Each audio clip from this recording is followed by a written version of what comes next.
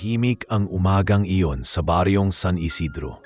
Ang liwanag ng araw ay unti-unting gumagapang sa mga bubong ng mga bahay na yari sa kahoy at yero.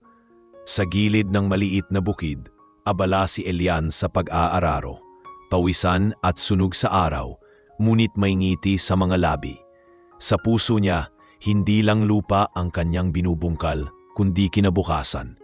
May halong pagod at saya sa bawat hagod ng kalabaw, sapagkat sa kanyang isipan, iisa lamang ang iniikutan ng kanyang mga pangarap, si Isabel. Si Isabel ay kababata ni Elian, ibang mundo ang kanilang kinalakhan. Si Elian ay anak ng magsasaka, samantalang si Isabel ay anak ng kilalang politiko at negosyante sa bayan. Ngunit sa likod ng agwat ng estado, may lihim na ugnayan ang dalawang pusong matagal nang itinakda ng tadhana. Nagsimula ito sa masamunting sulyap sa eskwelahan, sa mga tagpong tila aksidente, ngunit sadyang inaabangan. Hanggang sa unti-unti, nauwi sa mga lihim na pagkikita sa ilalim ng punong mangga, sa tabi ng ilog o sa likod ng lumang kapilya kung saan sila parehong naglilingkod bilang kabataang miyembro. Pangako, Elian. Bulong ni Isabel minsang gabi, habang magkahawak kamay silang nakaupo sa damuhan, pinagmamasdan ang mga bituin. Kahit anong mangyari, ikaw at ikaw lang. Wala akong pakialam kung ayaw sa'yo ng pamilya ko, basta ikaw ang pipiliin ko. Hindi agad naniwala si Elian. Sa mundong puno ng agwat at paghuhusga, alam niyang hindi madali ang laban. Ngunit sa lambing ng boses ni Isabel at sa sinseridad ng kanyang mga mata, tinanggap niya ang pangako at isinuksok sa puso bilang inspirasyon. Mula noon, mas naging determinado si Elian. Nagdoble kayod siya sa bukid, tumanggap ng mga sideline bilang construction helper sa bayan, at nag-ipon ng bawat baryang natitira. Sa kanyang notebook, may listahan siya ng plano para sa kinabukasan nila ni Isabel. Isang maliit na bahay sa tabi ng bukid, isang tindahan para kay Isabel, at kung papalarin, isang tricycle para hindi na sila maglakad pa uwi. Mula noon, mas naging determinado si Elian. Nagdoble kayod siya sa bukid, tumanggap ng mga sideline bilang construction helper sa bayan, at nag-ipon ng bawat baryang natitira. Sa kanyang notebook, may listahan siya ng plano para sa kinabukasan nila ni Isabel. Isang maliit na bahay sa tabi ng bukid, isang tindahan para kay Isabel, at kung papalarin, isang tricycle para hindi na sila maglakad pa uwi. Ngunit hindi naging madali ang lahat. Sa bawat paglapit ni Isabel sa kanyang mga magulang upang ipagtapat ang kanilang relasyon, palaging nauuwi sa pagtatalo. Hindi siya para sa'yo, mariing sabi ng kanyang ama. Maraming anak ng negosyante ang handang magpakasaya sa'yo. Bakit mo pipiliin ang isang hampas lupang katulad niya? Ngunit si Isabel ay matigas. Ilang ulit siyang lumayas sa kanilang bahay upang mapasama si Elian. Kahit pa ilang ulit din siyang sinusundo at ibinabalik. Lalong tumibay ang paninindigan ni Elian. Bibigyan kita ng dahilan para hindi nila ako hamakin. Pangako niya. Sabay halik sa noo ng dalaga. Aalis muna ako. Tatanggap ako ng trabaho sa Maynila. Pag-uwi ko, dala ko na ang sapat para sa kasal natin. Malungkot, ngunit buo ang loob ng dalawa nang magpaalam si Elian. Bitbit ang isang bag na puno ng pag-asa, sumakay siya ng bus papuntang Maynila. Sa kanyang likuran ay si Isabel, umiiyak ngunit may ngiti. Babalik ka ha? Hintayin kita. Lumipas ang mga buwan. Sa Maynila, naging car wash boy si Elian. Mahirap ang buhay, masikip ang tinutuluyang baraks, at halos hindi sapat ang kita para sa sariling pangangailangan. Ngunit hindi siya nagreklamo. Kada sahod, agad siyang nagpapadala sa probinsya, may kaunting tira para sa ipon ng kasal. Araw-araw, tinatawagan niya si Isabel sa gabi. Doon sila nagkukwentuhan, nagtatawanan at minsan ay tahimik na lamang, sabay nananalangin. Isang taon ang lumipas. Sa isip ni Elian, sapat na ang kanyang naipon upang simulan ang plano nila. Bumili siya ng second-hand na singsing, pinapolish ito at isinama sa isang maliit na kahon. Uuwi siya, magpapakasal sila. Tuluyan na nilang lalabanan ang mundo. Ngunit pagdating niya sa San Isidro, tila biglang naging malamig ang hangin. Walang sumalubong sa kanya sa terminal. Wala si Isabel sa lumang punong mangga. Wala siyang natanggap na text, tawag, o balita sa nakalipas na linggo. Nang makarating siya sa bahay ni na Isabel, hindi siya pinapaso. Ang kasambahay lang ang lumabas, may dalang sobre. Iniwan po ito ni Ma'am Isabel para sa inyo. Pasensya na po, hindi na siya pwedeng makipagkita. Kinabahan si Elian. Binuksan niya ang sobre. Isang maikling sulat lamang. Patawad, Elian. Hindi ko na kayang ipaglaban pa. Pagod na akong lumaban. Sinukuan ko na. Hindi sapat ang pagmamahal kung paulit-ulit tayong tinutuligsa. Sana balang araw maintindihan mo. Mahal kita. Pero mas mahal ko ang katahimikan. Sa loob ng sobre, naroon rin ang singsing na minsan niyang ipinakita kay Isabel noon. Bilang simbolo ng kanilang pangarap. Ibinalik ito, tila pagsasara sa kanilang mundo. Napaupo si Elian sa ilalim ng punong mangga. Parehong lugar, ngunit ibang damdamin. Ang dating puno ng alaala, ngayoy tila libingan ng isang pangakong binawi. Hindi siya umiyak. Tahimik lamang siyang tumingin sa langit, hawak ang kahon ng singsing. Sa kanyang isip, pinalaya niya si Isabel. Ngunit sa kanyang puso, isang bahagi ang tila tuluyang nawala. Hindi alam ni Elian kung ilang oras siyang nanatiling nakaupo sa ilalim ng punong mangga. Ang mga palad niyang magaspang sa trabaho ay mahigpit na nakahawak sa kahon ng singsing na para bang kapag binitawan niya iyon ay tuluyan ng maglalaho ang lahat ng pinangarap niya. Dumilim ang langit, ngunit hindi siya gumalaw. Tahimik na umambon, tila nakikiramay ang kalikasan sa bigat ng kanyang nararamdaman. Sa kanyang isipan patuloy na umuukilkil ang tanong, saan siya nagkulang? Pag-uwi niya sa kanilang bahay, sinalubong siya ng kanyang inang si Aling Rosa. May halong saya at pagtataka. Anak, bakit ka biglang umuwi?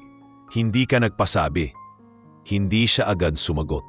Niyakap niya lang ang kanyang ina, mahigpit, saka tumungo sa lumang silid na dati nilang tinutulugan ng kanyang amang pumanaw, ilang taon na ang nakalipas. Sa dingding ng silid, andun pa rin ang litrato nila ni Isabel na ipinadevelop niya noon kasama ang simpleng frame na gawa sa kahoy. Inipigan niya ito habang dahan-dahang tinatanggal mula sa pako. Hindi niya iyon sinira, pero itinago na niya ito sa ilalim ng lumang baul. Para kay Elian, hindi kailangang burahin ang nakaraan. Kailangan lang itong pagdaanan. Kinabukasan, maaga siyang bumalik sa kanilang maliit na taniman. Kahit wala pa siyang pahinga mula sa biyahe, mas pinili niyang magpakasubsob sa gawain kaysa malunod sa alaala. Ngunit habang inaararo niya ang lupa, bawat tagas ng pawis ay may kasamang bigat. Lalo niyang naramdaman ang pait ng pagkatalo. Hindi lang niya minahal si Isabel. Lahat ng ginagawa niya sa Maynila, bawat pagod at pagtitiis ay inalay niya sa kanilang pangarap. At sa isang sulat lang, lahat ay nawala. Pagkalipas ng ilang araw, dumalaw siya sa simbahan kung saan sila madalas magkita ni Isabel. Umupo siya sa huling upuan at tahimik na nanalangin. Panginoon, hindi ko po alam kung anong aral ang dapat kong matutunan dito. Pero salamat pa rin kasi kahit masakit, minahal ko siya ng totoo. Sa labas ng simbahan, habang naglalakad siya pauwi, isang matandang lalaki ang nakatayo sa tapat ng karinderya, pinagmamasdan siya. Ito si Mang Rod. Retiradong engineer na bumalik sa kanilang baryo upang magpahinga na lang sa bukid.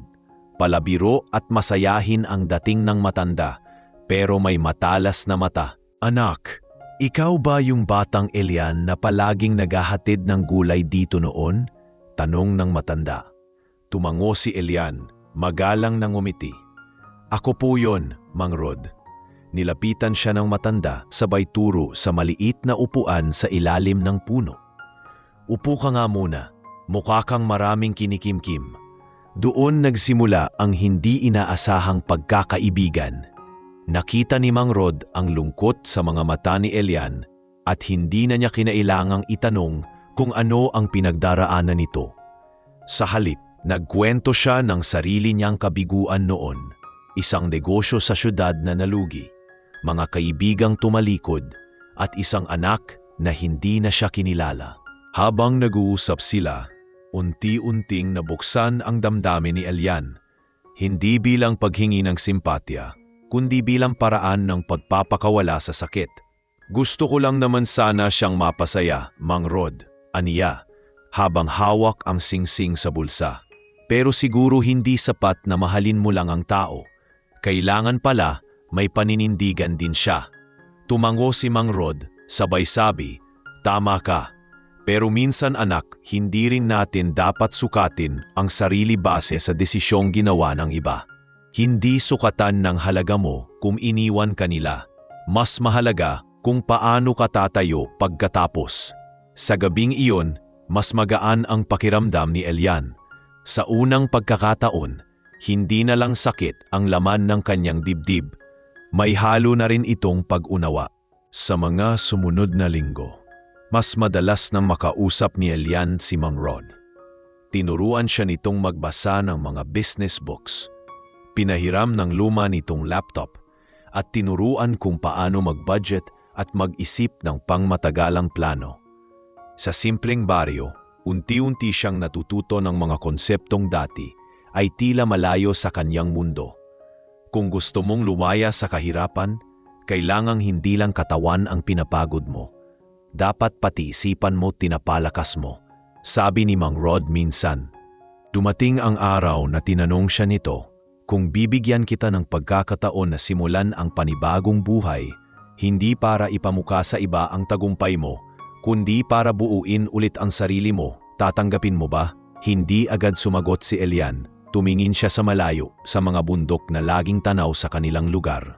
Oo, Mang Rod, marahan niyang sagot. Pero hindi ko gagamitin ang sakit para umangat. Gagamitin ko ito para maging mas mabuting tao. At sa gabing iyon, habang nakaupo siya sa bubong ng kanilang bahay, pinagmamasdan ang langit na puno ng bituin. Tahimik siyang ngumiti. Tila may bagong simula na unti-unting sumisilip sa dulo ng kanyang tinahak na gabi. Hindi pa tapos ang kanyang kwento. Sa katunayan, doon pa lang ito nagsisimula. Lumipas ang mga buwan. At sa ilalim ng gabay ni Mang Rod, unti-unting nagbago ang takbo ng buhay ni Elian. Mula sa dating karaniwang araw ng pagsasaka at pagkukumpuni ng mga sirang gamit sa barangay, na yun ay mas malalim na ang kanyang mga iniisip.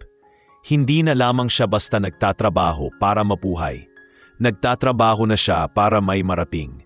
Araw-araw siyang bumabangon ng maaga.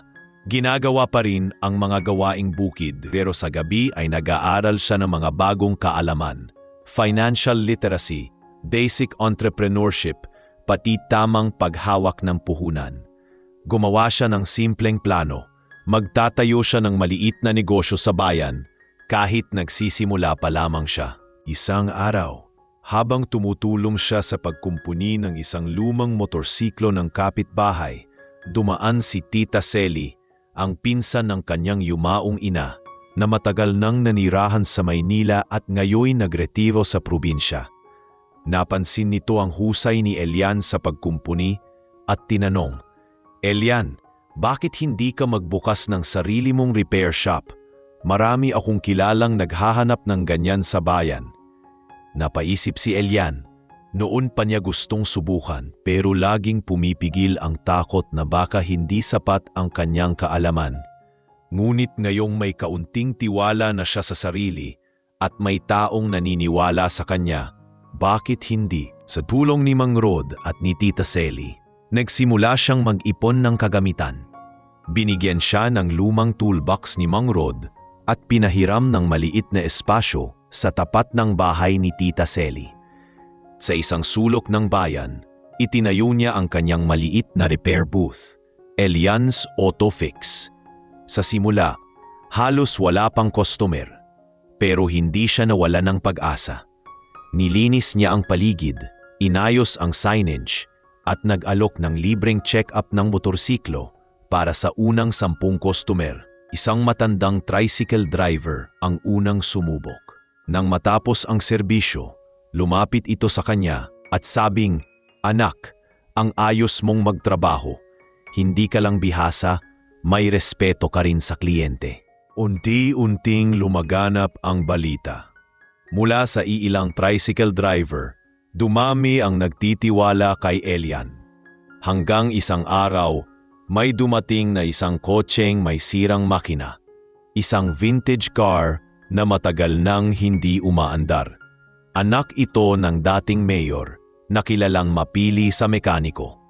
Sa halip na matakot, maingat na inaral ni Elian ang sasakyan. 2 araw niyang binuno, pero nang umandar ito muli, nagpalakpakan ang mga tao sa paligid. Ang may-ari ay humanga sa husay at dedikasyon ni Elian. Hindi lang talento ang meron ka, aniya. Meron kang puso sa ginagawa mo. Dito nagsimula ang malaking pagbabago. May isang vlogger na nakakita sa restoration video na kuha ng isang tricycle driver.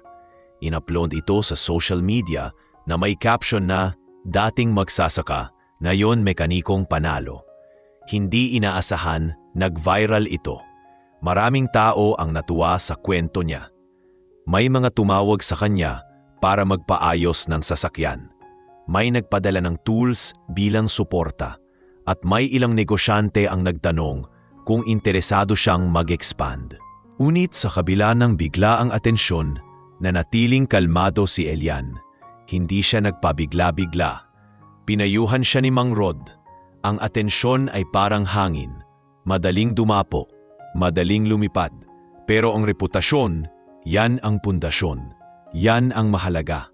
Kaya't imbes na agad palakihin ang negosyo, nag-enroll siya sa isang online course para sa automotive certification. Habang lumalawak ang kanyang kakayanan, naging mas kumpiyansa rin siya sa pagtanggap ng mas malalaking proyekto. Dumaan ang 1 pang taon. Mula sa isang repair booth, nakapagpatayo siya ng maliit na detailing shop sa gilid ng bayan. Doon niya sinimulang i-restore ang mga vintage cars na kalaunay hinahanap-hanap ng mga kolektor mula sa iba't ibang lugar. Isang araw, bumisita ang anak ng isang kilalang artista upang ipaayos ang lumang sports car ng kanyang ama. Nang matapos ang proyekto, nagpasalamat ito kay Elian at sinabing dapat ka naming i-feature sa TV. Iba ang ginagawa mo. Binibigyan mong buhay ang mga bagay na akala ng iba ay wala ng pag-asa. Sa kanyang puso, alam ni Elian kung gaano kaimportante ang bawat pagbabagong ito. Hindi niya pinangarap na sumikat. Ang tanging nais lang niya noon ay makabangon. Hindi para ipamukha sa mundo na mali ang nang-iwan sa kanya, kundi para patunayan sa sarili niyang kaya niyang tumindig kahit iniwan. Hindi naging madali ang bawat hakbang, ngunit sa bawat araw na dumaraan, mas lalo niyang nakikita ang halaga ng sakit na pinagdaanan niya noon. Dahil kung hindi siya iniwan, marahil ay hindi niya rin matutuklasan ang lakas na taglay niya ngayon. At sa katahimikan ng kanyang opisina sa likod ng detailing shop, habang nakikinig sa tugtog ng simpleng radyo at pinagmamasdan ang mga sasakyang kanyang inayos, natanong niya sa sarili, ganito pala ang pakiramdam ng tumindig sa sariling paa. Tahimik siyang ngumiti sapagkat alam niyang mas malayo pa ang mararating niya. Sa pagdaan ng panahon, lalo pang lumawak ang mundo ni Elian. Hindi na siya yung lalaking umiikot sa baryo, bit-bit ang kahon ng singsing at pusong sugatan. Sa halip, isa na siyang maaasahan at respetadong negosyante sa kanilang bayan. Ngunit sa kabila ng mga tagumpay na unti-unting naipon sa kanyang buhay, hindi niya kailanman kinalimutan ang simula. Ang bawat piraso ng kagamitan sa kanyang detailing shop ay may kuwento. Unang lift na nakuha niya, may gasgas pa ng lumang owner pero mahal niya iyon. kasi iyon ang kauna-unahang naging simula ng kanyang mas malalaking proyekto. Ang sahig ng opisina, bagamat simple, ay siya mismo ang nagpintura at nagkabit ng tiles gamit ang lumang video tutorial ni Mang Rod. Sa likod ng kanyang shop ay may maliit na kwarto kung saan siya madalas nagmumuni-muni sa gabi. Doon siya madalas tumambay pagkatapos ng isang mahabang araw. May tasa ng mainit na kape, may mahinang tugtog ng radyo at tahimik na kalangitan bilang kasama. Sa mga gabing iyon, bumabalik sa kanyang alaala ang lahat ng pinagdaanan. Ang mga panahong halos wala siyang makain, ang mga gabing umiiyak siya sa sulok ng barak sa Maynila. Ang mga araw na tanging boses lang ni Isabel ang nagsilbing lakas niya. At ang gabing iyon nang makita niya ang sulat at ang singsing na isinuko sa kanya. Ngunit kakaiba na ang pakiramdam niya ngayon. Hindi na ito masakit. Hindi na rin siya nagtataka kung bakit siya iniwan. Sa halip, may malalim na pagtanggap na sa lahat ng nangyari. Naisip niya marahil tama rin si Isabel sa naging desisyon nito, na hindi sapat ang pagmamahal kung wala kayong parehong tapang para ipaglaban ang isa't isa. At marahil sa kanyang pagkakabigo, doon niya natagpuan ang pinakatunay na anyo ng pag-ibig, ang pagmamahal sa sarili. Minsan, habang inaayos niya ang isang sasakyan ng isang matandang negosyante, napansin nito ang kanyang tiyaga at diskarte. "Elian, aninang matanda, may potensyal kang lumago pa, hindi lang sa detailing shop. Naisip mo na bang mag-franchise?" Hindi agad nakasagot si Elian. Hindi niya naisip ang ganoong antas, pero sa loob-loob niya, gusto rin niyang makapagbigay ng trabaho sa mas marami. Gusto niyang may mga katulad niya na galing sa hirap, makatikim ng pag-angat. Sa tulong ni Mang Rod, na kahit may edad na ay patuloy pa ring gabay sa kanya, pinag-aralan nila ang proseso ng pagpapalawak ng negosyo. Gumawa siya ng training program para sa mga batang mekaniko sa bayan. Tinuruan niya hindi lang ng teknikal na kaalaman, kundi pati ng disiplina at paggalang sa trabaho. Nakilala siya bilang isang mentor, hindi lang boss. At sa unang branch na kanyang binuksan sa kabilang bayan, dumalo ang mismong mayor at ilang media personalities. Doon niya napagtanto na ang kanyang kwento ay nagsisilbi na ring inspirasyon sa iba. Ngunit sa kabila ng lahat, nananatili pa ring payapa ang puso ni Elian. Wala siyang ipinagyayabang. Hindi niya ipinapaskil sa social media ang kanyang sasakyan, ang kanyang negosyo o ang kanyang mga tagumpay. Para sa kanya, sapat na ang makita ang pagbabago sa kanyang paligid, ang ngiti ng kanyang mga empleyado at ang mga customer na muling bumabalik hindi lang dahil sa serbisyo, kundi dahil sa respeto. Sa isang gabi ng Enero, habang nagpapahinga sa kanyang opisina, muling sumagi sa kanyang isip ang pangalan ni Isabel. Matagal na siyang hindi nagtanong tungkol dito.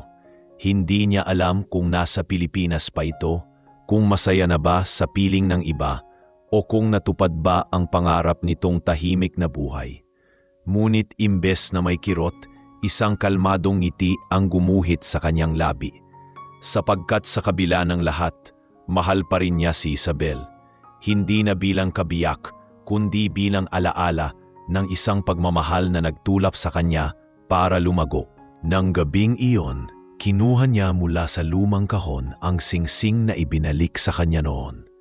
Hindi para muling ialay sa iba, kundi para itago sa isang bagong kahon kasama ng sulat at ipatong sa isang lumang istante.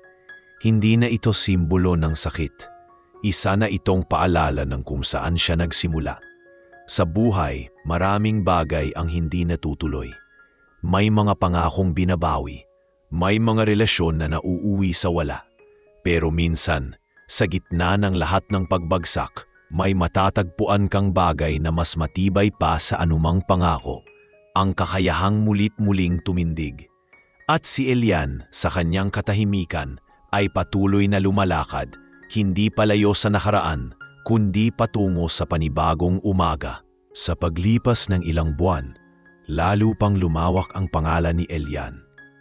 Ang dating maliit na repair booth na sinimulan niya sa gilid ng bayan ay ngayon naging isang tatak na hinahanap-hanap ng mga car enthusiasts at collectors. Lumikha siya ng pangalan sa mundo ng automotive restoration, hindi dahil sa mamahaling kagamitan o koneksyon sa mataas na lipunan, kundi dahil sa husay, sipag at tunay na malasakit sa bawat sasakyang dumaraan sa kanyang mga kamay. Ang Elian's Auto Detailing ay hindi na lamang pangalan ng shop. Isa na itong simbolo ng pag-asa para sa mga taong gustong magsimula kahit walang-wala. Isang araw, may dumating na isang lalaki sakay ng isang lumang muscle car na tila halos hindi na umaandar.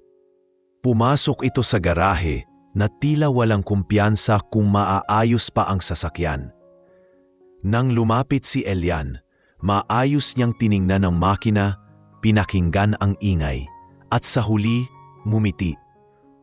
Kaya pa to, hindi ito patapon, kulang lang sa malasakit. Sa loob ng 2 linggo, halos araw-araw niyang binuno ang pagbuhay sa sasakyang iyon. Maingat ang bawat hakbang. Initiyak niyang kahit ang pinakamasisirang parte ay matutukan. At nang matapos niya ito, parang bumalik sa showroom condition ang sasakyan. Nang ibalik niya ito sa may-ari, napaluha ang lalaki. Ito po ang huling alaala ng yumaong tatay ko. Matagal ko nang gustong ipaayos, pero walang may lakas ng loob subukan. Maraming salamat. Hindi alam ni Elian na kinunan ng video ang restoration process na iyon ng anak ng lalaki. In-upload ito sa isang sikat na car restoration channel sa social media at agad na nag-viral. Hindi dahil sa sobrang kinis ng pagkakagawa, kundi dahil sa kwento sa likod ng bawat bahagi ng sasakyan. Doon nasimulan ang sunod-sunod na pagdating ng mga kliyente mula sa iba't ibang probinsya. Isa-isa silang lumalapit, bit-bit ang mga sasakyang puno ng alaala at umaasang maibabalik ang dating sigla ng mga ito sa pamamagitan ng mga kamay ni Elian. Kasama ng pagdami ng customer, dumami rin ang trabahador niya. Pero hindi siya basta-basta kumuha ng tao. Ang una niyang inuna ay ang mga kabataang tambay sa kanilang barangay, mga dating walang direksyon sa buhay, mga minsang naligaw ng landas, at mga halos nawalan na ng pag-asa. Pinatawag niya ang ilan sa kanila at sinabing, kung gusto niyong matutong mag-restore ng kotse, handa akong turuan kayo. Pero hindi lang ito tungkol sa makina. Kailangan din dito ng disiplina, respeto at puso. Hindi niya inasahan ang dami ng sumubok. Isa-isang lumapit ang mga binata't dalaga at doon niyang binuksan ang Elian Restoration Workshop, isang programa kung saan hindi lang kaalaman ang ibinabahagi, kundi pati pananaw sa buhay. Nagpatuloy ang tagumpay. Nakatanggap siya ng alok mula sa isang international detailing brand para gawing partner ang kanyang pangalan sa isang line ng produkto. May lumapit na TV network upang kuhanin siya para sa isang documentary. Ngunit sa kabila ng mga alok at kinang, pinili ni Elian na manatiling simple. Hindi siya nagbago ng lifestyle. Nanatili pa rin siyang nakatira sa lumang bahay sa gilid ng bukid, kasama ang kanyang inang, si Aling Rosa. Kada linggo, namimigay siya ng libreng serbisyo sa ilang pampublikong sasakyan bilang pasasalamat sa community. Sa kabila ng dami ng taong humahanga sa kanya, iisa lang ang laging tanong sa kanya ng media. Bakit wala ka pang asawa? Laging payapa ang sagot ni Elian. Dumaan na ako sa matinding pagmamahal. Natuto na akong huwag magmadali. Hindi ko hinahanap ang perpektong babae, hinahanap ko ang katahimikan. Sa kanyang puso, alam niyang darating din ang panahong iyon. Pero sa ngayon, mas mahalaga sa kanya ang gumising araw-araw na may saysay ang ginagawa. Mas mahalaga ang makitang may batang natutong magkumpuni dahil sa kanya o may pamilyang napapanatag sa tuwing sumasakay sa sasakyang inayos niya. At higit sa lahat, mas mahalaga ang katahimikang iyon na unti-unting naabot niya sa sarili. Isang gabi, habang nasa rooftop ng kanyang bahay, tinanaw niya ang langit. Tahimik, madilim, ngunit may kumpol ng bituin sa malayo. Sa kamay niya ay tasa ng kape at sa dibdib niya ay damdaming hindi na mabigat, hindi na puno ng pangungulila. Ang dating lalaking halos mawalan ng dahilan para bumangon, ngayon ay nagsisilbing dahilan para sa iba na bumangon muli. Sa puso niya, alam niyang mahaba pa ang kanyang tatahakin. Pero kahit anong mangyari, ang landas na ito ay hindi na muli tatakasan. Ito na ang buhay na pinili niya, isang buhay na simple, makabuluhan at totoo. Isang umaga habang abala si Elian sa pagbibigay ng oryentasyon sa kanyang mga bagong trainee sa detailing workshop, may isang lalaking sakay ng puting SUV ang huminto sa harap ng opisina. Mula rito ay bumaba ang isang lalaki na pamilyar ang kilos at tindig. May suot itong polo na halatang mamahalin, pero hindi iyon ang una niyong napansin, kundi ang hawak nitong imbitasyon na may ginintuan at makintab na lettering. Tumigil ang lalaki sa tapat niya, ngumiti ng bahagya at saka iniabot ang imbitasyon. "Si Sir Elian po?" tanong nito. Tumango si Elian, nagtataka. "Galing po ito kay Ma'am Isabel. Iniimbitahan po kayo sa kasal niya." Hindi agad nakaimik si Elian. Para bang huminto ang oras, tinanggap niya ang sobre at dahan-dahang binuksan ito. Doon, malinaw na nakasulat ang pangalan ni Isabel at ng lalaking pakakasalan nito, isang kilalang apelyido na dati nababasa lang niya sa mga business magazine at balita. Sa kabila ng matagal ng pagtanggap at pagkakaroon ng kapayapaan sa puso, hindi pa rin maitatanggi ang biglang pagbalik ng mga alaala. Ang mga gabing sila ni Isabel ay magkasamang nangangarap sa ilalim ng bituin. Ang mga pangakong binitawan habang magkahawak kamay sa ilog at ang biglaang pamamaalam sa isang sulat. Ngunit ngayon, narito siya, hawak ang paanyaya sa kasal nito. Marami siyang maaaring maramdaman, maaaring galit o panghihinayang, pero sa halip na pabuntong hininga lang, siya at saka tahimik na nagpasalamat. Dahil kung tutuusin, kung hindi siya iniwan ni Isabel noon, marahil ay hindi siya narito ngayon. Kinagabihan, habang nasa loob siya ng kanyang opisina at muling binubuksan ang imbitasyon, dumating si Mang Rod. Napansin ng matanda ang katahimikan sa mukha ni Elian at ang papel sa kanyang lamesa. Mukhang may magandang balita, biro nito. Ngumiti si Elian pero may bakas ng pagninilay sa kanyang mga mata. "Imbitasyon sa kasal ni Isabel," sagot niya. Tumango si Mang Rod, tila hindi na rin nagulat. "Pupunta ka?" tanong nito. Saglit na natahimik si Elian. Saka marahang tumango. "Oo, hindi para manggulo. Hindi rin para ipakita kung ano na ako ngayon. Gusto ko lang makita sa huling pagkakataon na okay na rin siya. At para maramdaman ko na rin na talagang tapos na." Makalipas ang ilang araw, habang lumalapit ang petsa ng kasal, nagsimula ng mabalitaan ng ilan sa mga empleyado ni Elian ang imbitasyon. May ilang nagtaka, may ilang nag-alok na samahan siya, at may ilan ding nagsabing wag na lang siyang dumalo. Ngunit si Elian ay buo ang pasya. Hindi niya ito gagawin para sa iba. Gagawin niya ito para sa sarili. Nais niyang tuluyang isara ang pahinang matagal nang bukas sa kanyang buhay. Ngunit sa halip na pumunta sa kasal sa karaniwang paraan, may pumasok na ideya sa kanyang isipan. Isang bagay na dati pa niyang pinapangarap, ngunit ngayon lamang niya maisa sa katuparan. Sa isang private hangar na pagmamay-ari ng isang client na naging kaibigan niya, Nagpa-schedule siya ng maikling biyahe. Isang helikopter ang kanyang gagamitin, hindi upang magmayabang, kundi para ipaalala sa sarili kung gaano na siya kalayo sa kung saan siya nagsimula. Habang papalapit ang araw ng kasal, tahimik lang siyang naghanda. Pinaplans ng maayos ang kanyang barong na yari sa simpleng pinya. Inayos ang kanyang buhok at nagdala ng isang maliit na kahon. Ang dating kahon ng singsing na minsang kanyang inialay. Pero ngayon ay wala ng laman. Sa isip niya, ito ang magiging huling pagbitaw. Sa araw ng kasal, maliwanag ang langit.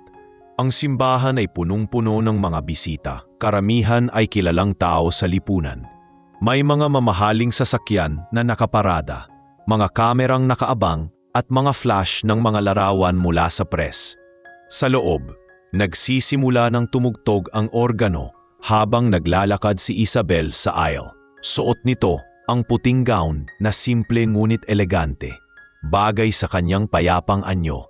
Ngunit bago pa man siya makarating sa altar, isang malakas na ugong mula sa himpapawid ang umalingaw-ngaw. Lahat ng matay na patungo sa labas, sa langit, sa papalapit na helikopter na dahan-dahang bumababa sa bakanteng lote sa tabi ng simbahan. Napatigil si Isabel sa gitna ng aisle. Hawak-hawak ang bulaklak, tila natigilan sa ingay at bigla ang paghinto ng paligid. Bumaba mula sa helicopter si Elian. Hindi siya nagmadali. Tahimik ang kanyang kilos. Kalmado ang lakad. Sa kanyang mukha, walang galit, walang pagtataka, walang pagmamadali. Isa lang siyang lalaking humaharap sa kanyang nakaraan. Bit-bit ang lahat ng pait at pagbangon na kanyang pinagdaanan. Pumasok siya sa simbahan, marahang tumungo sa aisle. At nang magtama ang kanilang mga mata ni Isabel, ngumiti siya. Isang ngiting puno ng pagtanggap. Isang ngiting nagsasabing, "Salamat sa lahat. Huwag kang magalala. Ayos na ako." At sa maikling sandaling iyon, tila bumalik ang lahat ng alaala. Ngunit sa pagkakataong ito, wala nang bigat. Hindi siya nanatili ng matagal.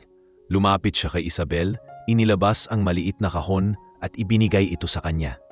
"Wala na itong laman," aniya. "Pero gusto ko pa rin itong ibalik. Hindi para saktan ka, kundi para ipaalala na sa kabila ng lahat, naging bahagi ka ng pagbangon ko." Tahimik lang si Isabel. May luha sa kanyang mga mata, ngunit hindi niya iyon pinahiran.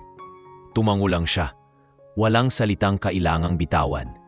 Sa huling pagkakataon, tumalikod si Elian, lumakad papalabas at bumalik sa helikopter. Habang lumilipad siya palayo, tanaw niya mula sa itaas ang simbahan. Ang dating tanawin ng pangarap ay isa na lamang palatandaan ng nakaraan. Ngunit ngayong tapos na ang pahinang iyon, may bagong kabanata na naghihintay. Isa na siyang taong buong buo. Hindi na para sa kung sino, kundi para sa sarili niyang kapayapaan. At habang binabaybay ng helikopter ang bughaw na langit, alam niyang ito ay hindi pagtatapos. Ito ay simula ng panibagong kwento. Tahimik siyang pumikit, saka muling ngumiti. Dahil sa wakas, natutunan na rin niyang palayain ang lahat. Matapos ang tasal, tuluyan nang bumalik si Elian sa kanyang normal na buhay. Wala siyang binanggit sa mga empleyado ni sa kanyang ina tungkol sa pagdalo niya. Para sa kanya, hindi na iyon kailangan pang ikuwento. Hindi rin siya nagbukas ng balita kahit alam niyang tiyak na laman ng social media at press coverage ang engrandeng kasalan na iyon. Maging ang paglapit niya sa altar ay marahil may kumukuha ng video, pero hindi na niya hinanap. Hindi dahil sa gusto niyang iwasan, kundi dahil tapos na ang kabanatang iyon. At kapag tapos na ang isang bahagi ng buhay, hindi mo na kailangang balikan pa kundi upang pasalamatan ito at ituloy ang lakad. Sa sumunod na mga araw, mas naging aktibo si Elian sa kanyang community work. Bumalik siya sa mga barangay outreach na matagal na niyang sinusuportahan. Dinalaw ang mga batang tinutulungan ng kanyang foundation at mas pinili ang tahimik ngunit makabuluhang gawain. Sa puso niya, Mas malinaw na ngayon kung anong uri ng buhay ang gusto niyang itaguyod. Hindi na siya lumilingon sa nakaraan para magtanong ng paano kundi para lang maalala kung gaano siya kalayo ang narating. Isang hapon, habang nakaupo siya sa likod ng kanyang detailing shop, nagpunta sa kanya si Mang Rod, dala ang isang brown envelope. May ipinadala ang isang kilalang kumpanya sa Maynila. Gusto ka raw nilang kunin bilang partner para sa expansion program nila, sabi ng matanda habang iniabot ang envelope. Nang buksan ni Elian, nakita niya ang business proposal na puno ng mga numero, graphs at promising projections. Malaking oportunidad ito. May pangalan na ang kanyang negosyo. May kakayahan na siyang sumabay sa malalaking pangalan sa industriya. Ngunit alam din niya na kaakibat nito ang mas mabilis na daloy ng trabaho, mas malawak na responsibilidad at mas malalaking desisyon. Pinag-isipan niya ito ng ilang araw. Umupo siya muli sa paborito niyang pwesto sa rooftop ng bahay, tanaw ang mga bundok sa malayo. Sa gabi, may bituin pa ring naroon gaya ng dati. Pero siya, hindi na gaya ng dati. Mas buo na, mas matatag at higit sa lahat, mas tahimik na.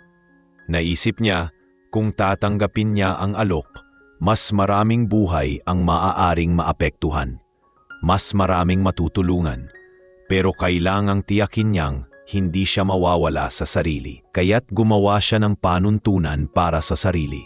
Kung papasok siya sa mas malawak na mundo, kailangang dala pa rin niya ang mismong puso ng dahilan kung bakit siya nagsimula. Binalikan niya ang kanyang notebook na luma na at may kupas ng pabalat. Naroon pa rin ang mga unang plano niya noon, mga sketch ng simpleng tindahan, mga tala ng gastos at mga pangarap na isinulat sa simpleng ballpen. Doon din niya muling nakita ang pangalang isinulat niya ng paulit-ulit sa mga lumang pahina. Isabel. Napangiti siya. Hindi na ito masakit. Isa na lang itong paalala na minsan may isang pag-ibig na nagtulak sa kanya para mangarap.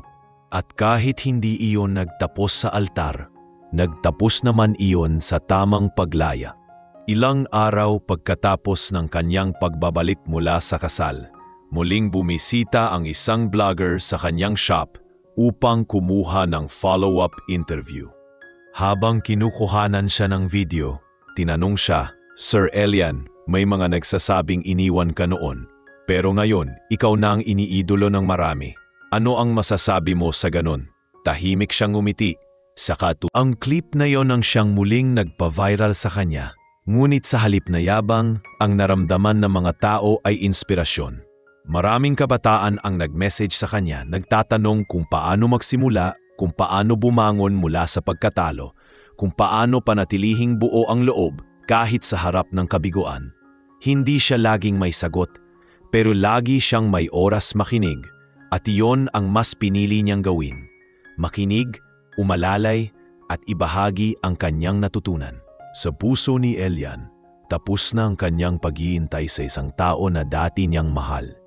Ngayon naghihintay na siya sa isang panibagong biyaya, hindi dahil kulang siya, kundi dahil handa na siya. Sa pagitan ng paglalakad pauwi sa gabi at pagsisimula ng trabaho tuwing umaga, may panibagong sigla sa kanyang mga hakbang. Hindi niya alam kung kailan darating ang panibagong pag-ibig o kung darating pa ba ito. Pero isang bagay ang alam niya, kapag dumating man ito, hindi na siya ang dating Elian na puno ng pangarap para sa iba. Isa na siyang Elian na buo na sa sarili at may pusong handa namang magmahal muli. Hindi para punan ng kulang, kundi para sabayan sa katahimikan. Makalipas ang ilang linggo mula nang tumalo si Elian sa kasal ni Isabel, unti-unting nanumbalik ang sigla sa kanyang araw-araw. Mas naging masigasig siyang gumising sa umaga. Tila may panibagong layunin ang bawat galaw. Ngunit isang gabi, habang abala siya sa pag-audit ng lingguhang kita ng kanyang mga branches, bigla siyang nakatanggap ng mensahe mula sa isang numerong hindi niya nakilala. Isang simpleng maikling mensahe lang ito. Salamat sa pagdating. Napahinto siya sa pagtipa ng calculator. Sandaling natulala sa screen ng telepono. Saka marahang isinara ang device at napatingin sa labas ng bintana. Hindi niya na kailangang tanumin kung sino ang nagpadala. Hindi rin niya kailangang sumagot. Sa kanya, sapat na ang katahimikang iyon. Ngunit tila may kakaiba sa hangin ng araw na iyon. Kinabukasan, habang nasa branch siya sa kabilang bayan upang bisitahin ang bagong pasok na trainees, may isang kotseng mamahalin ang huminto sa harapan ng shop. Isang babaeng pamilyar ang bumaba, isa sa mga matagal ng kaibigan ni Isabel, si Rica. Lumapit ito kay Elian at maingat na nagsalita. Pasensya ka na kung biglaan, pero may gusto lang sanang iparating si Isabel. Hindi siya mapalagay, hindi dahil sa nangyari sa kasal, kundi dahil sa paraan ng pag-alis mo. Gusto kanyang makita muli, kahit sandali lang. Napabuntong hininga si Elian. Hindi na siya galit, hindi rin siya naiilang. Ngunit batid niyang may mga pag-uusap na minsan ay hindi na kailangang mangyari. Dahil ang katahimikan ay minsan mas marangal kaysa sa huling mga salita. Hindi niya sinagot ang paanyaya. Sa halip, mas pinili niyang itutok ang atensyon sa kanyang mga bagong ginagawa. Nang gabing iyon, sinimulan niyang buuin ang plano para sa kanyang susunod na proyekto. Isang scholarship fund para sa mga batang nais maging mekaniko, detalye artist o kahit simpleng teknisyan sa mga lugar na walang sapat na oportunidad. Gusto niyang gawing mas sistematiko ang pagtulong. Kung dati ay limitado ito sa mga nais niyang kunin sa sarili niyang shop, ngayon ay gusto niyang mag-iwan ng mas malawak na epekto. Sa kalagitnaan ng kanyang brainstorming, biglang dumating ang isang bisita sa shop. Isang batang lalaki, mga nasa edad 16, may kasamang ina na tila nahihiya. Lumapit ito kay Elian at marahang nagsalita. "Sir, ako po si Kiko. Nabasa ko po yung tungkol sa inyo. Gusto ko lang po sanang matuto. Kahit anong trabaho, kahit tagawalis lang." Tiningnan ni Elian ang mag-ina. Kita sa mata ng ina ang takot, ngunit mas nangingibabaw ang pag-asang baka sakaling may bukas para sa kanyang anak.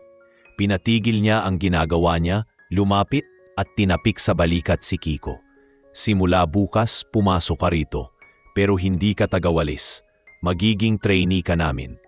Napaluha ang ina ni Kiko at marahang yumuko. Sa puso ni Elian, muling bumalik ang damdaming matagal na niyang kinikimkim, ang saya ng pagbibigay ng panibagong simula. Habang pinapalaki niya ang programa, mas lalo siyang hinahangaan ng mga tao sa paligid. Ngunit isang gabi, habang nasa isang charity dinner na inorganisa ng mga lokal na negosyante, may hindi inaasahang lumapit sa kanyang mesa. Ang ama ni Isabel. Matagal na silang hindi nagkikita. Matapos ang ilang segundo ng katahimikan, huminga ng malalim ang lalaki at nagsalita. "Elian, gusto ko lang humingi ng tawad. Noon ang tanging alam ko lang ay ang paniniwala kong hindi ka sapat. Pero ngayon, kitang-kita ko kung sino ka na. Hindi ka naging mayaman dahil sa pera mo. Naging mayaman ka sa dignidad." Hindi agad nakaimik si Elian. Hindi niya inaasahan. Sa pagbabalik niya sa kanyang shop kinabukasan, mas magaan ang kanyang pakiramdam. Alam niyang unti-unti na siyang tinatapos ng tadhana sa mga lumang sugat. Hindi na siya hinahabol ng mga tanong, ng mga alaala o ng mga sana. Sa halip, mas determinado siyang yakapin ang kasalukuyan. Hindi niya kailanman inisip na balikan si Isabel. Hindi dahil sa galit, kundi dahil sa wakas, nauunawaan na niyang hindi lahat ng bagay ay kailangang ikabit sa nakaraan. May mga alaala na dapat manatiling alaala. At may mga bagong araw na mas karapat-dapat pagsaluhan ng panibagong pag-asa. Habang papalubog ang araw, muling umupo si Elian sa harap ng kanyang detailing bay. Tanaw niya ang ilang trainees na nagtutulungan sa paglinis ng isang sasakyan. Nagtatawanan habang sabay-sabay silang gumagalaw. Sa mga ganitong sandali, tahimik siyang napapaisip. Kung hindi siya iniwan, kung hindi siya nasaktan, kung hindi siya nawalan, marahil wala siya sa ganitong lugar ngayon. At sa gitna ng katahimikan ng dapit hapon, sa ilalim ng langit na unti-unting pinupuno ng bituin, ay marahang pumikit si Elian at ngumiti. Sapagkat sa puso niya, alam niyang sa bawat pagtanggi ng kapalaran ay may kalakip na bagong daan, mas tahimik, mas matatag at mas totoo. Isang araw, habang abala si Elian sa pag-inspeksyon ng bagong branch na binuksan nila sa kabilang bayan, nakatanggap siya ng tawag mula sa dating driver ng pamilya ni Isabel. Hindi niya agad sinagot, ngunit nang tumawag ito muli at sunod-sunod, naisip niyang maaaring may mahalagang dahilan. Sa kabilang linya, halos pabulong ang boses ng lalaki. May tensyon, may kaba. "Sir Elian," sabi nito, "patawarin niyo po ako sa panghihimasok. Pero kailangan ko lang pong sabihin, hindi po masaya si Ma'am Isabel." Sandali lang nanahimik si Elian, nakatingin sa malayo habang hawak ang cellphone. Hindi niya alam kung bakit kailangan pa niyang marinig iyon. Wala na naman silang kaugnayan. Ngunit sa kaloob-looban niya, parang may munting kirot pa ring kumakatok. Kinagabihan, sa pagbalik niya sa kanyang tahanan, muling binalikan ni Elian ang mga tahimik na sandali ng kanyang buhay. Nakaupo siya sa lumang upuang kahoy, may hawak na tasa ng mainit na tsa, habang pinagmamasdan ang mga alitaptap sa paligid ng kanyang halamanan. Isang tanong ang hindi niya maiwasang itanong sa sarili. Kung hindi ba siya dumating sa kasal ni Isabel? Kung hindi ba siya humarap sa altar na yon? May nagbago ba? Ngunit agad niya rin itong inalis sa isip, hindi dahil ayaw niyang isipin, kundi dahil alam niyang wala na siyang kontrol sa buhay ng ibang tao. Ang meron na lamang siya ay ang paraan ng pagtanggap at kapayapaang pilit niyang itinanim sa sarili sa mga nagdaang taon. Sa mga sumunod na araw, mas inatupag niya ang pagpapatibay ng kanyang mga programa. Sa kanyang pamumuno, naging mas malawak ang naabot ng scholarship fund at mas maraming kabataan ang nabigyan ng pagkakataon. Isa sa mga unang scholar niya ay nakatanggap na ng alok mula sa isang international automotive company sa Singapore, at si Elian mismo ang naghatid sa batang iyon sa airport. Sa pagyatap ng binata bago sumakay sa terminal, tila naramdaman niyang unti-unting nabubuo ang layunin ng kanyang buhay. Hindi lang ang magtagumpay para sa sarili, kundi ang magbukas ng pinto para sa iba. Ngunit isang gabi, habang nasa kanyang opisina at binubuklat ang mga lumang dokumento, may napansin siyang papel na matagal nang nakatago sa isang kahon sa ilalim ng drawer. Isa itong liham. Hindi niya maalala kung kailan niya isinulat, pero halatang para kay Isabel. Hindi niya ito naipadala noon. Marahil ay isinulat niya ito sa kasagsagan ng kanyang sakit, sa panahong hindi pa niya alam kung paano lumimot. Binasa niya ito, ang mga salita, puno ng dalamhati, pangarap at paghahanap ng paliwanag. Ngunit sa pagtatapos ng sulat, naroon ang isang linyang tumatak sa kanya. Kung sakaling hindi na kita makita muli, sana malaman mong hindi ka lang alaala. Ikaw ang dahilan kung bakit natutunan kong tumindig. Pinikit ni Elian ang kanyang mga mata matapos basahin ang sulat. Huminga siya ng malalim, marahang pinunit ang papel, at iniwan ang maliliit nitong piraso sa ibabaw ng kanyang lamesa. Sa mga basurang iyon ng nakaraan, napagtanto niyang hindi na siya kailanman babalik pa sa dati, at hindi dahil gusto niyang limutin si Isabel, kundi dahil sa wakas, buo na ang loob niyang tumingin sa hinaharap nang walang aninong nakabuntot sa kanyang likuran. Isang umaga, habang nagkakape siya sa veranda ng kanyang bahay, dumaan si Mang Rod Dala ang ilang biniling pandesal. Naupo ito sa tapat niya at may dalang balita. Elian, sabi nito, narinig mo ba? Parang naghiwalay na sina Isabel at ang asawa niya? Hindi sumagot si Elian.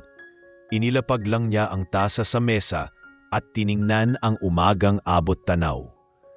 Tila may panibagong simoy ng hangin na dumarampi sa kanyang muka.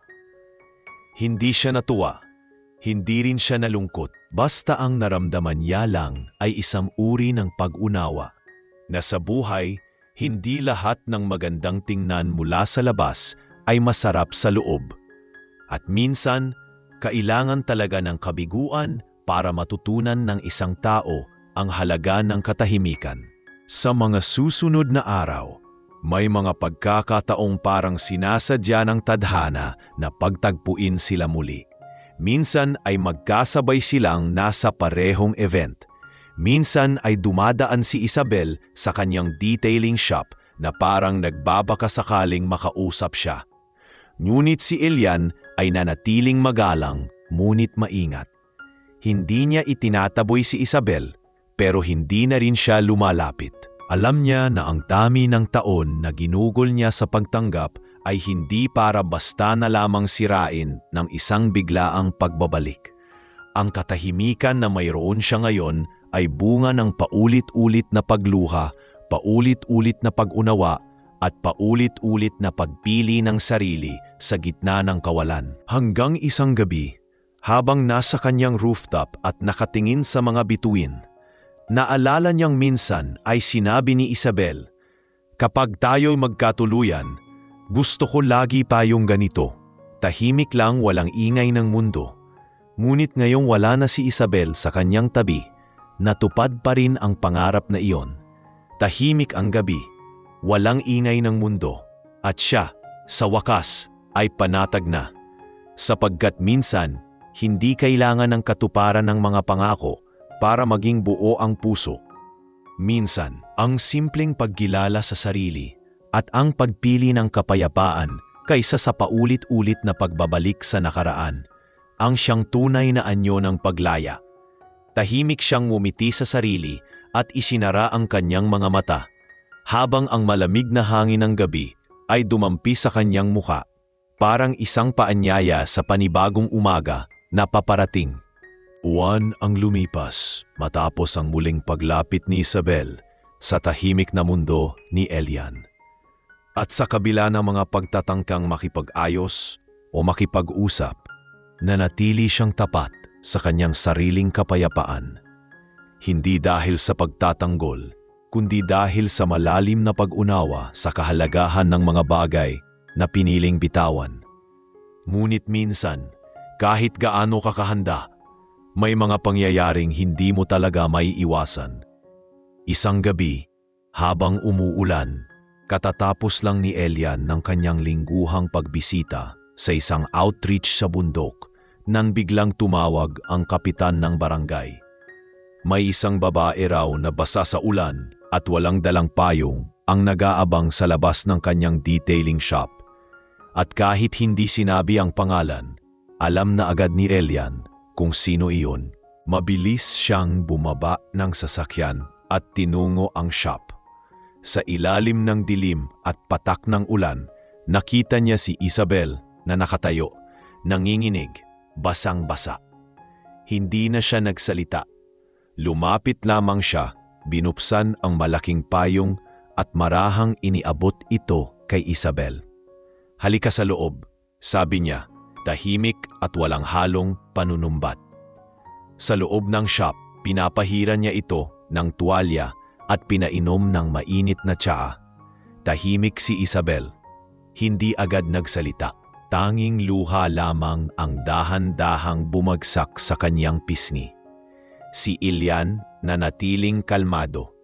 Hindi siya nagtanong. Hindi siya humusga. Sa halip, hayaan niyang ilabas ng babae ang bigat na dinadala nito. "Hindi ko alam kung saan ako pupunta," bulong ni Isabel sa wakas. "Ang buong buhay ko, sinubukan kong patunayan sa lahat na tama ang mga desisyong ginawa ko. Pero sa dulo, Ako rin pala ang nawalan ng sarili. Napatingin siya kay Elian at sa mga mata niya, wala na ang dating kumpiyansa. Wala na ang mga ilusyon ng marangyang buhay. Ang natira ay isang babaeng pagod, sugatan at naghahanap ng katahimikan. Kaya ako nandito, hindi para humiling na balikan mo ako. Gusto ko lang sanang maramdaman ulit yung payapa. Uminga ng malalim si Elian. Matagal siyang tahimik bago sumagot. Ang kapayapaan, hindi ko iyon maibibigay sa'yo.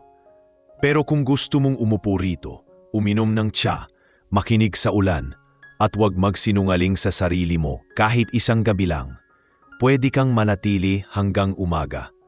At iyon nga ang ginawa nila. Walang halong drama, walang pagbabalikan, walang pangakong muling magtatagpo ang mga puso. Tanging dalawang taong minsang nagmahal, parehong nasaktan.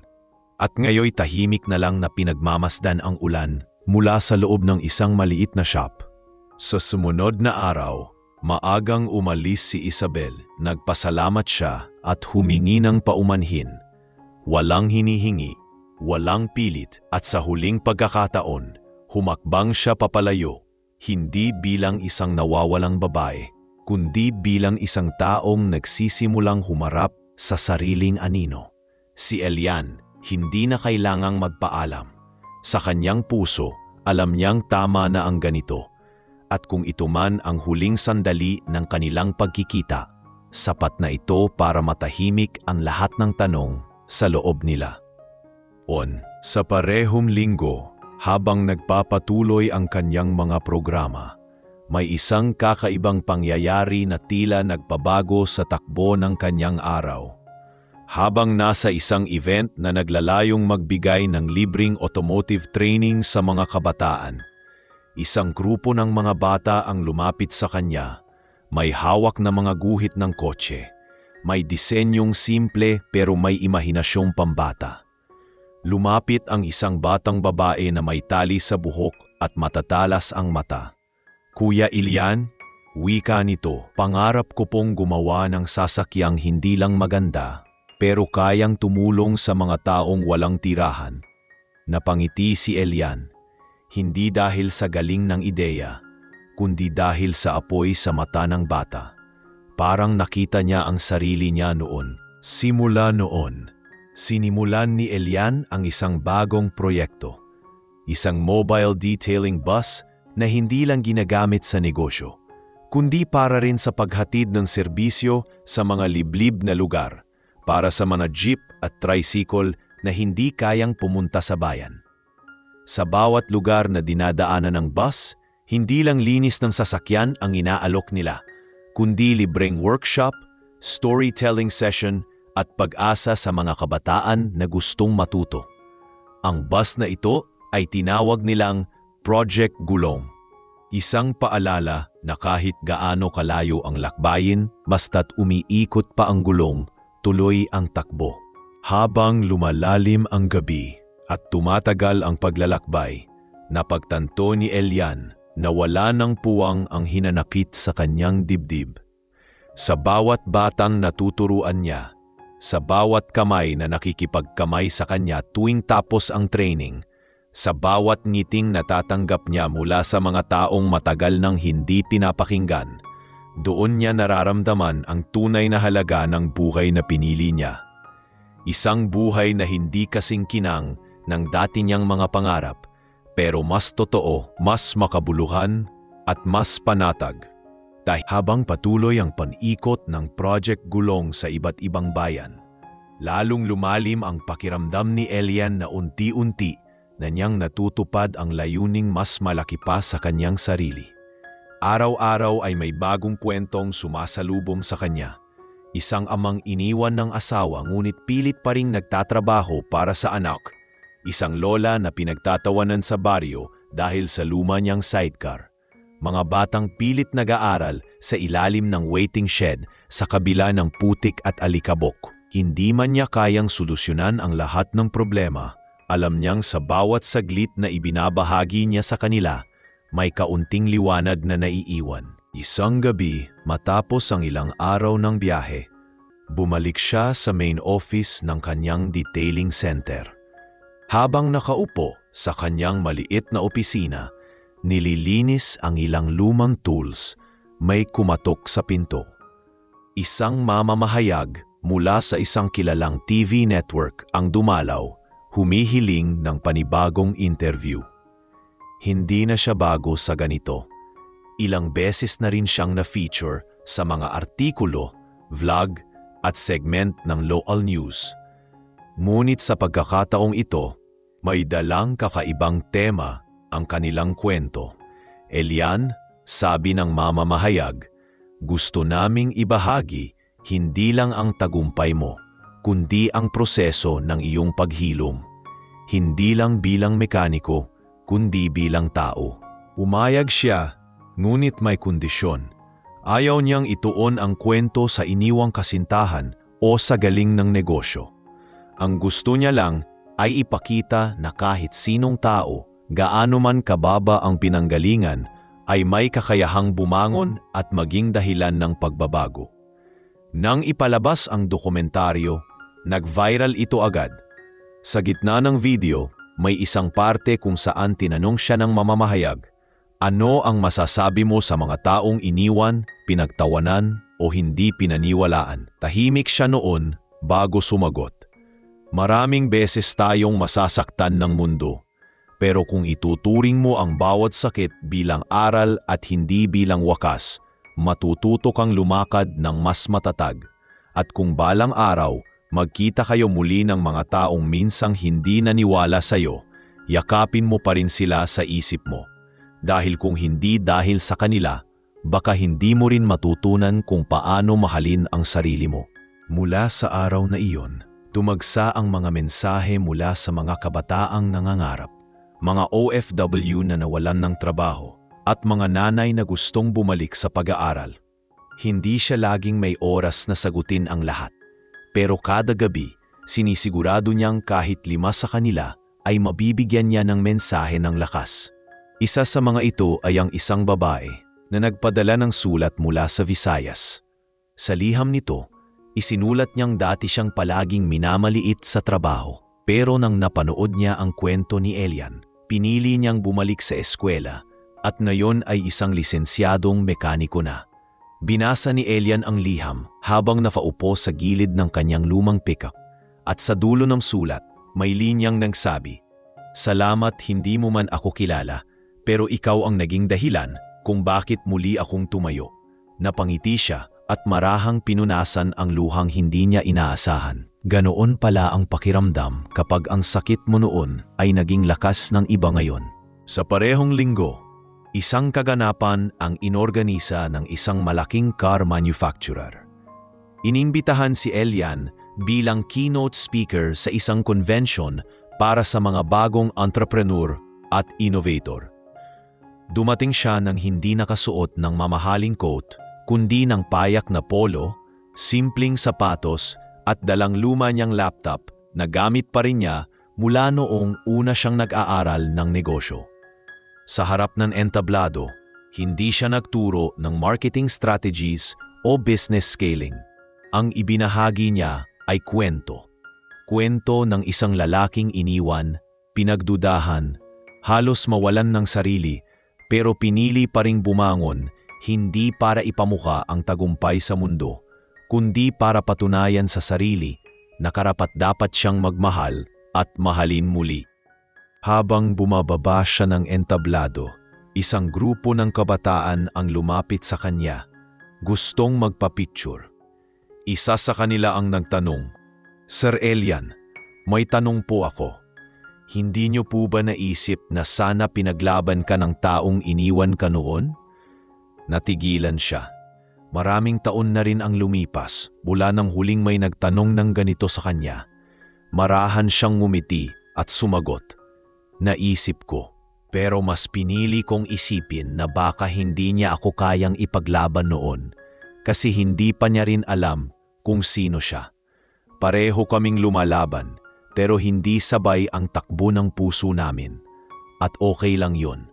Ang mahalaga, pareho naming natutunan ang leksyon sa panahong kailangan naming matutunan ito." Nang gabing iyon, habang binabaybay niya ang daan pauwi sakay ng kanyang pickup, tumaan siya sa dating kapilya kung saan sila minsang nagtagpo ni Isabel. Huminto siya, bumaba ng sasakyan at lumakad sa loob. Tahimik ang paligid. Maliwanag ang kandila sa gilid ng altar.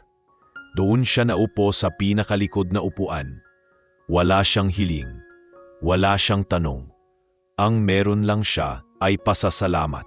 Sa sakit, sa pagbangon, at sa lahat ng taong naging bahagi ng kwento niya. At sa loob ng kapilyang iyon, na minsang naging saksi sa pangako ng pag-ibig, ngayon ay naging saksi sa katahimikan ng isang pusong sa wakas buo na.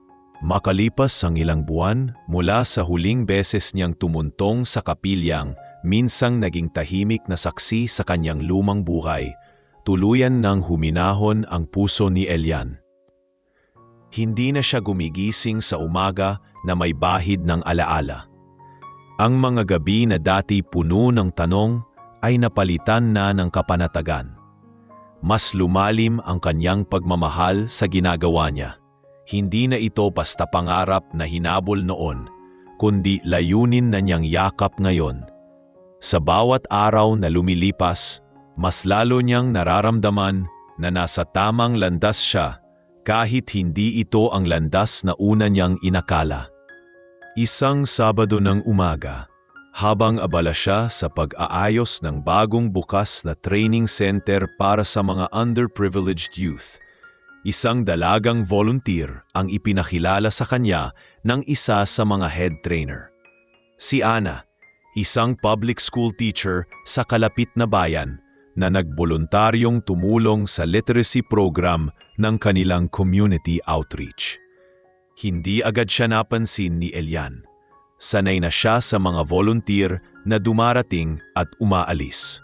Ngunit nang magsimulang magsalita si Ana sa harap ng mga bata, panatag, masayahin at may sinseridad sa boses. Parang may hindi inaasahang damdamin na marahang gumalaw sa loob niya. Lumipas sa mga linggo at palaging present si Ana sa kanilang mga aktibidad. Kung minsan ay siya pa ang nauunang dumating kaysa sa mga staff. Tahimik siya pero palaging may ngiti. Hindi siya nagtatanong tungkol sa nakaraan ni Elian, ni hindi rin siya nagtangkang kilatisin kung bakit tila may lungkot sa mga mata nito kahit laging kalmado ang kilos. Sa halip, lumalapit siya hindi para kumumpleto sa kung anong kulang, kundi para makisalo sa katahimikan. Sa tuwing sabay silang nagkakape sa ilalim ng punong mangga matapos ang programa, bihira silang mag-usap ng mahaba. Pero doon naramdaman ni Elian na hindi lahat ng mahalaga kailangang sabihin. Minsan sapat na ang presensya. Isang hapon, habang nag-aayos sila ng mga lumang libro para sa mobile learning van, napansin ni Ana ang isang kwaderno na may mga lumang sketch ng sasakyan at sulat kamay na pangarap. Tiningnan niya ito, saka tumingin kay Elian. "Ikaw ang gumawa nito?" tanong niya. Tumango si Elian at numiti. "Noong wala pa akong alam, kundi mangarap." Napangiti si Ana. "Pero natupad mo, hindi ba?" Tumango ulit si Elian. Pero sa pagkakataong iyon, iba ang bigat ng kanyang sagot. "Oo. Pero mas masaya pala kapag may kasama kang tumupad ng panibagong mga pangarap." Hindi na kailangang madaliin ng anumang damdamin. Walang formal na pagtapat, walang matinding eksenang tulad sa pelikula. Pero unti-unti, dahan-dahan, lumalim ang samahan nila ni Ana. Isang araw, inaya ni Elian si Ana na bumisita sa kanilang lumang bahay sa probinsya. Sa may bubong kung saan siyang madalas tumambay noon para manahimik, pinaupo niya ito, sabay sabing, "Dito ko unang natutong tanggapin na hindi lahat ng gusto natin ibinibigay. Pero dito ko rin unang natutunang hindi lahat ng nawala ay dapat ikalungkot." Tahimik si Ana, saka dahan-dahang sumandal sa kanyang balikat. Dumating ang araw ng kanilang kasal. Isang simpleng garden wedding lang sa mismong lupaing pinagtaniman ni Elian ng mga puno noong siya'y bata pa. Walang engrandeng dekorasyon, walang mga kamera ng media, walang karwaheng puti. Tanging manataong naging bahagi ng kanyang pagbangon, mga kabataang tinuruan niya, mga nanay na binigyan niya ng kabuhayan at si Aling Rosa na halos di na makahakbang pero pilit pa ring naglakad papunta sa gitna ng aisle para yakapin ang anak. Sa dulo ng altar, habang nagkakapalitan sila ng mga panata, walang bakas ng nakaraan ang naroroon. Tanging dalawang pusong buo na ang nagpasyang magkasama sa panibagong simula. Nang matapos ang seremonya, habang binabati sila ng mga bisita, may isang batang lalaki ang lumapit kay Elian. "Sir, totoo po ba na iniwan ka dati ng fiancé mo?" Napangiti si Elian at lumuhod sa harap ng bata. "Oo, totoo. Pero hindi ko siya sinisisi. Kasi kung hindi ako iniwan, baka hindi ko natagpuan ang sarili ko. At kung hindi ko natagpuan ang sarili ko, baka hindi ko rin natagpuan si Ma'am Ana." Tumawa ang bata, sa kaniyakap siya. Sa sandaling iyon, mas lalong tumibay ang paniniwala ni Elian na ang bawat sakip, kapag pinili mong gawing aral, ay nagiging tulay sa mas masayang bukas. Kinabukasan, habang lumilipad ang isang helikopter sa kalangitan, hindi na ito tulad ng dati. Hindi na ito simbolo ng pagtatapos, kundi simbolo ng tagumpay na tahimik, malalim at totoo. Sa ibaba, sa gitna ng lupaing minsang pinamnan ng luha at pangarap, naroon si Elian, hindi bilang lalaking iniwan, kundi bilang lalaking pinili ng sarili, ng kapayapaan at ng panibagong pag-ibig. Sa kanyang mga mata, hindi na kailanman babalik ang dating takot, sapagkat sa wakas, natutunan na rin niyang sa bawat pagsuko ng isang pangarap, may panibagong biyayang dumarating. At kapag dumating iyon, tahimik lang, walang ingay pero puno ng saysay.